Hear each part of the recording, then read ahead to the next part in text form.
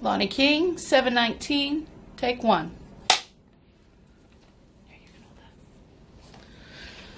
Okay, so as we discussed earlier, tell me what started everything. Where were you? What were the thoughts that you had?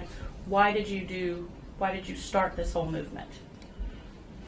I think I have to begin with my grandfather, who reared me from the time I was 2.5 years old until I was 8.5. He died at that point. And I came to Atlanta, Georgia.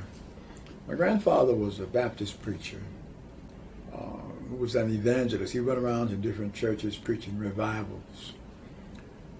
And he took his baby grandson with him everywhere he went, almost. Like a little mascot, I guess you would say.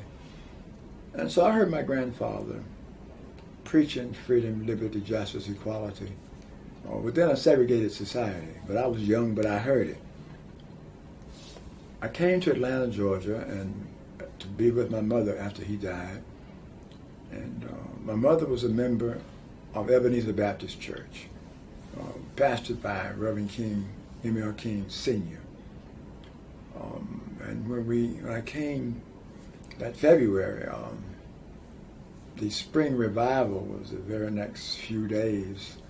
And so I went to church with my mother, and when they opened up the doors of the church, I went down and I joined.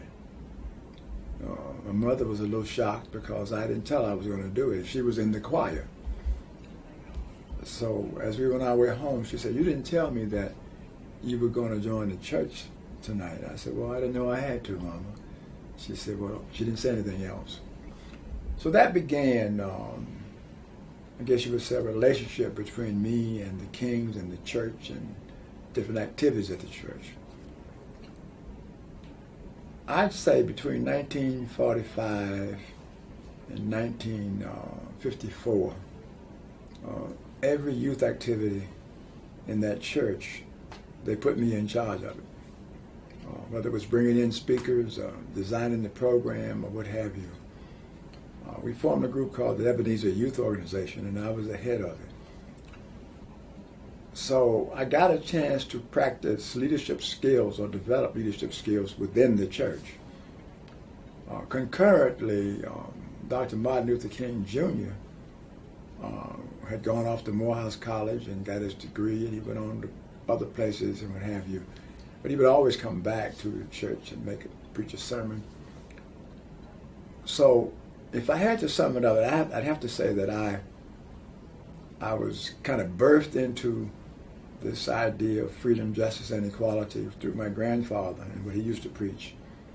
And it was added to by King Sr. and, of course, King Jr. that lived a companion life in trying to push for these matters. And it was because of my relationship with Daddy King, Dr. King Jr., that I was able to get him to come and join us on October the 19th, 1960, when we took on Richard's department store downtown. In sum, I think you are what you grow up in. And I grew up in an environment wherein most of the folks that I was around were preaching liberation theology. Now they were doing more preaching than acting, because if you acted out beyond the sermons, you were getting out of your place, and almost any white person had a license to put you back in your place. That was the kind of environment that we had, and that environment was just as prevalent in 1960 as it was in 1930.